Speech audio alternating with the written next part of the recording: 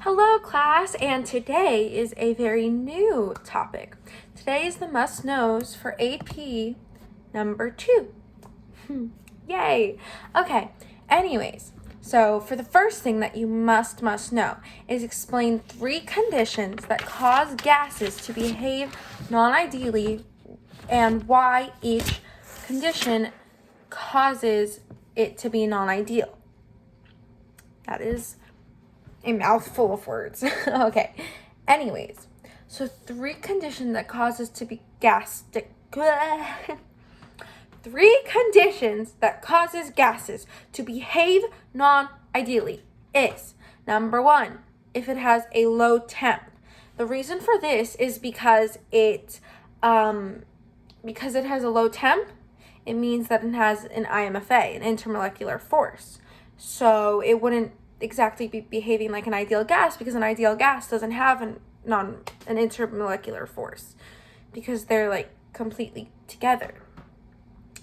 And yeah, and number 2 is it has a high pressure. If it has a high pressure, excuse my dog.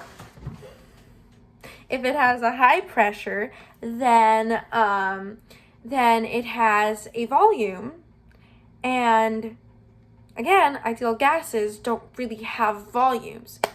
And then the third thing, basically, if it does have a IMFA and it does have a volume and it has an equal pressure and temperature, then the third thing that makes it non-ideal is basically if it has lone pairs. Then if it has the lone pairs, it deviates the most from being an ideal gas.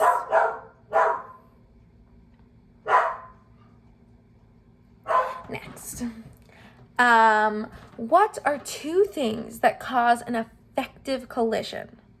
I like this one.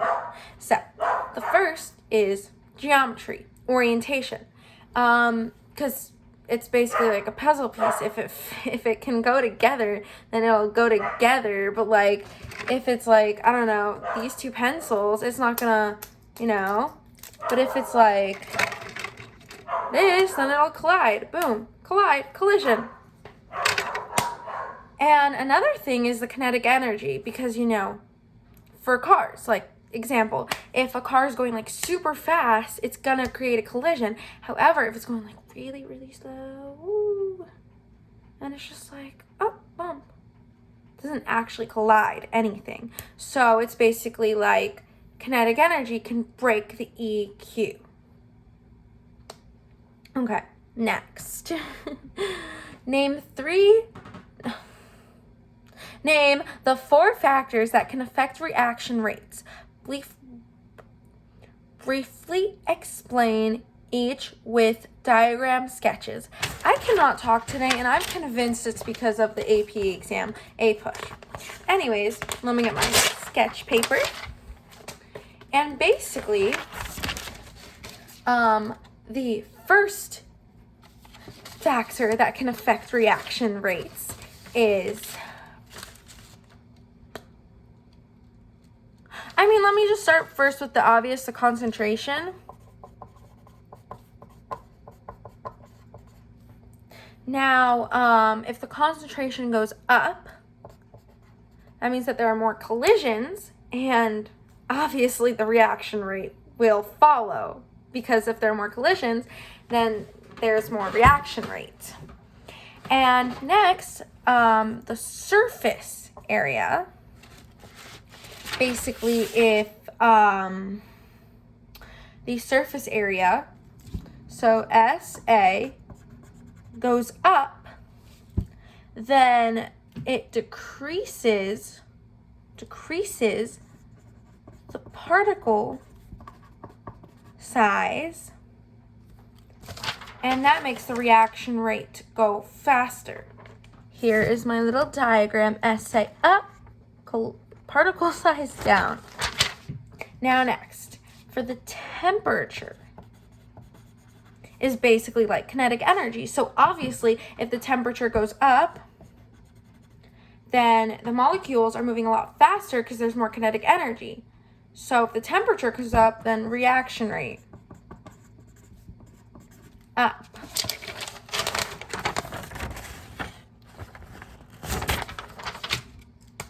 And also, the most obvious thing, because it's literally the only reason for its whole purpose of life, is a catalyst. If a catalyst is added, the reaction rate will be much faster because catalysts make the reaction go faster by lowering the activation energy, lowering the requirement that it needs to activate. And that is what will make the K a lot faster, the rate, the reaction rate, not K, because K is a constant. Next. If a chemical reaction, I feel like I'm learning, if a chemical reaction caused a solution to decrease in temperature, what is delta H? That is a very weird way to form it, Mr. Davis. But I think what you're trying to ask is, what is delta H, if it's negative or positive? So if the chemical reaction caused a solution to decrease in temperature, then it only makes sense that the reaction rate is, then it only makes sense that the delta H, so it absorbed. I think if the chemical reaction caused a solution to decrease its temperature, so the reaction caused a solution to decrease its temperature, then it's probably exothermic, because exothermic, I think I'm honestly just confused by the question, but I'm going to explain exothermic and endothermic so you understand that I do know the answer. I'm just not processing the question correctly. But exothermic is basically when the reaction is letting go of energy is flowing out of the reaction. And endothermic is when energy is entering the reaction. The delta H is, so if it's entering, then it would probably be positive. And if it's exiting, then the delta H is negative. And so maybe for this question, it exits and it decreases the temperature of the other solution that's not in the reaction. If the solution's not in the reaction, and it's like let's say it's water and something else. So if the chemical reaction is endothermic, then it'll cause the water to be colder, because the thing, like let's say I was the reaction, I'm pulling all the energy in to me. So I'm pulling the heat.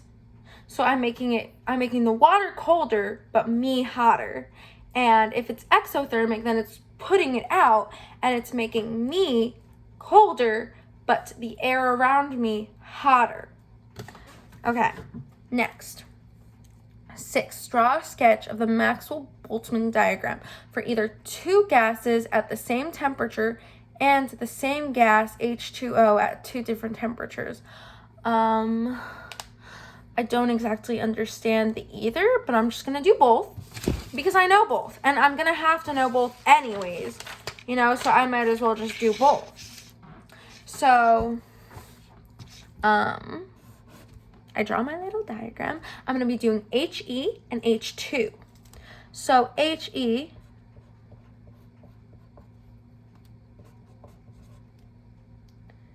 and H2. So exhausted. Okay.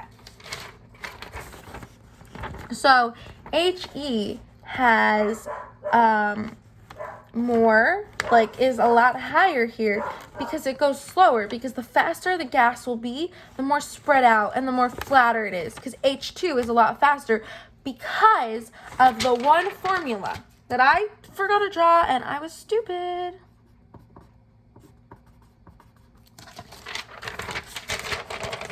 Now R is a constant and 3 obviously is a constant. But so the determining of whether it's fast or not is the T and the molar mass. However, if the T, so for this one, it's the same temperature. So if the T is the same, then we don't need it. So if there's a molar mass, if the molar mass increases, then the rate decreases.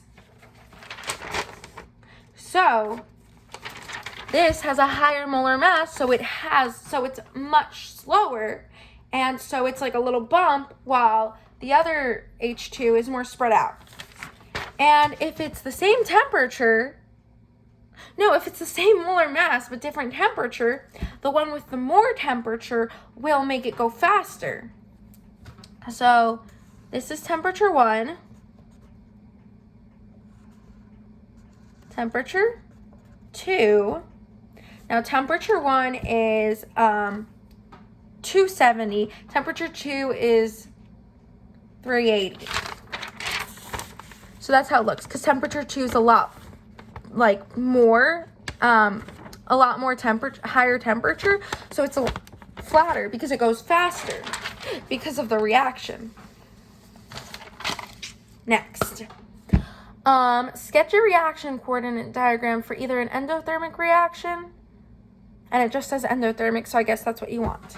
So I will be doing for an endothermic reaction.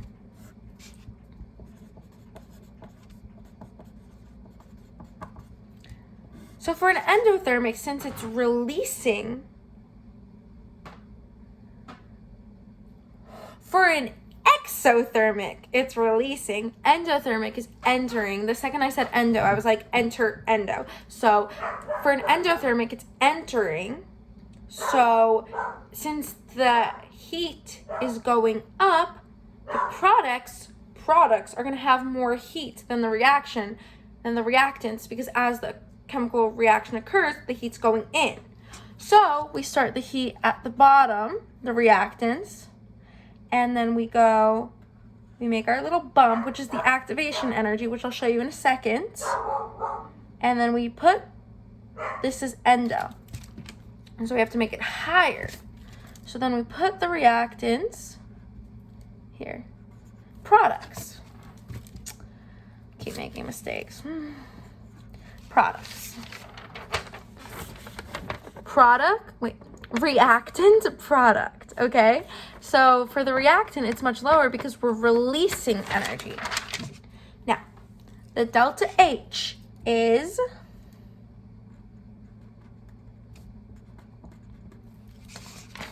the distance between the products and the reactants. And the activation energy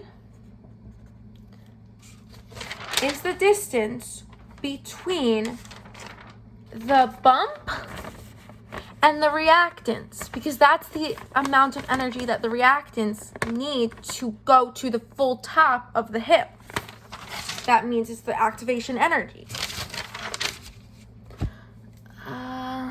And if a catalyst was added, the activation energy would shrink.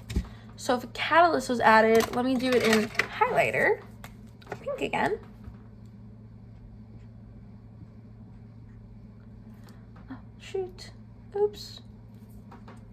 Okay, ignore the bottom highlight, but basically ignore that. That's where the new activation energy would be if a catalyst was added, because it decreases the activation energy, making the reaction much faster. I think I got it all.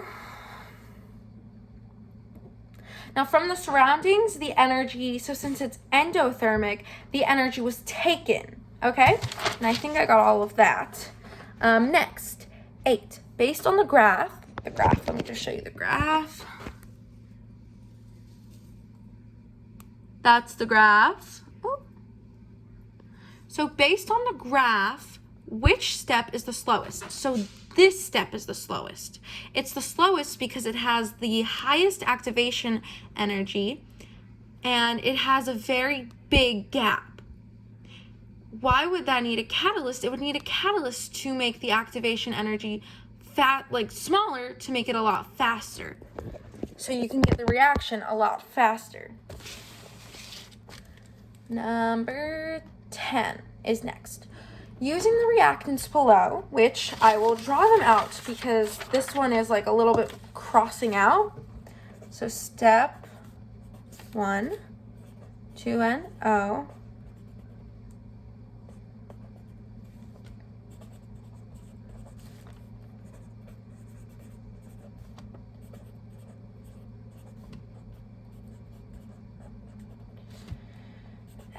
N2O plus H2O. That's important.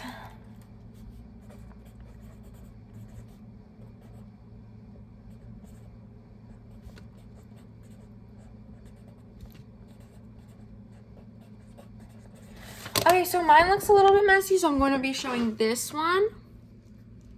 And for this one, it wants to explain which are the intermediates. Okay, so for this, here, I have that reaction written down right here. So an intermediate is basically something that is made and then used up in the next reaction. Let me just cross them out. So N2O2 is used in the next reaction, so that's crossed. See? N2O2, N2O2. Next. N2O over here is used in this reaction for step 3. So it's made and then it's used. So now we just crossed out 2 intermediates. Okay. And you know, because they're in the end of the first reaction and then at the beginning of the next one. Explain how to write the rate law and what cannot be in the rate law. Now, a catalyst can be in the rate law, and obviously the regular elements can be in the rate law, but the intermediates cannot be in the rate law. And you write the rate law based on the slowest step, the slowest equation. And you obviously write it with the reactant. So rate equals K, and then obviously the rate law. However, we run into an issue. This is the slowest, right? It's a slow right here. But N2O2 is an intermediate. So what do? Well, we need something that's equivalent to N2O2. So we replace it with the one on the top because N2O2 equals 2NO. So for our rates law, we do NO squared times H2. And this would be our new rates law. Brilliant, huh? And next, can increasing the concentration of species that is not in the rate law change the reaction? No, because the reaction rate is made by the formula. So if it's not in the formula, it's not going to change anything. It's all mathematically common sense. Next.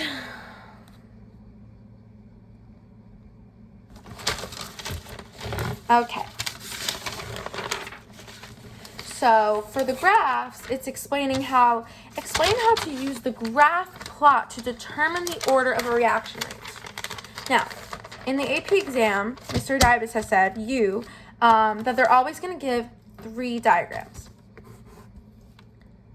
One, which is the 0 order, which has a negative K slope. 2, first order. Again, negative K slope. And then this is what I got wrong on the test, but that's just because I was really stupid. I really shouldn't have gotten this wrong because I should have known, and it's completely my fault. Like, it's simple memorization, and honestly, I'm a little bit disappointed in myself. A.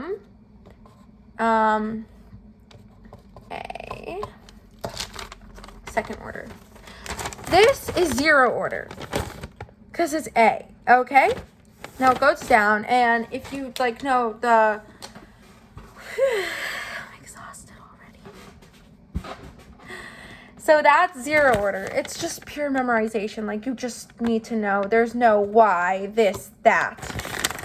That is second order. ln, A, and then negative K. Now this was the one that I messed up, and I'm so mad.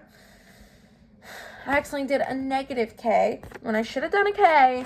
Whatever. So anyways, so 1 over A is K. That's the second order. First, second, and 0.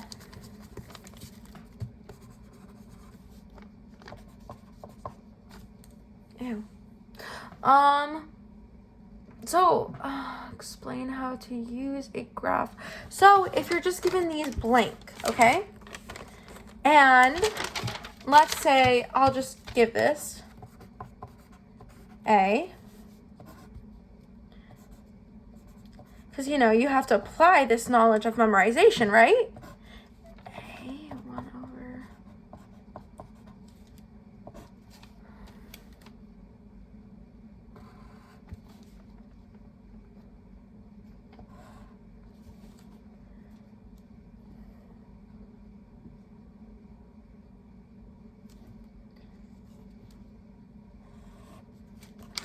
Okay, so let's say you're given that. Okay, 1, 2, 3. Now, what order would this reaction be? Now, by determining what order this reaction would be, you look at which one has the straight line. Oh, it's right here, ln A. What does that mean? Oh, first order, that's what it means. Know it. Next. 13. Ooh. Now I have a trick for this one, but I don't remember it.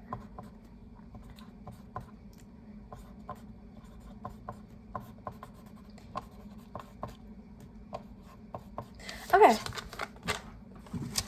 So for this one, now it wants me to predict the S and explain why the reaction is thermodynamically favored. Now, I have to use a table for this, but first we have to solve S. Or we could use the table first. I want to make the table first. So you make S, H. Now when S is positive and H is negative, it means it's always spontaneous. Now when S is positive and H is positive, that means at high temp. Now when S is negative and H is positive, it means low. And when S is negative, no, that was stupid. When S is negative and H is negative, that means low. Because when they're both the same sign, it's going to be spontaneous. The question just is when, at high temps or low temps. So it's negative. And then when H is positive, then it's never. Don't let my stupid mistake mix you up. Okay, this is our little chart. Now, we have this reaction, and we want to know if the S is going to be negative. Now, first, we have to look gas to gas to gas. So it doesn't change its physical form. So we don't have to think about SLG or anything. So now how do we decide it? The moles. Duh. Now, how many moles does this have? 1, 2. 2 moles. And how many moles does this side have? Just 1. So it goes from bigger to smaller. That would mean that the delta S, is negative. Okay? Because you're basically subtracting enthalpy. Now, but if the delta S is negative, then it's going to be thermodynamically favored at only one condition. So it's obvious to us because of our brilliant chart. Because of our brilliant chart, we know that when S is negative, and it said it in the question that it's thermodynamically favored, we have to determine what the H is, and the only thing that the H could possibly be is a negative.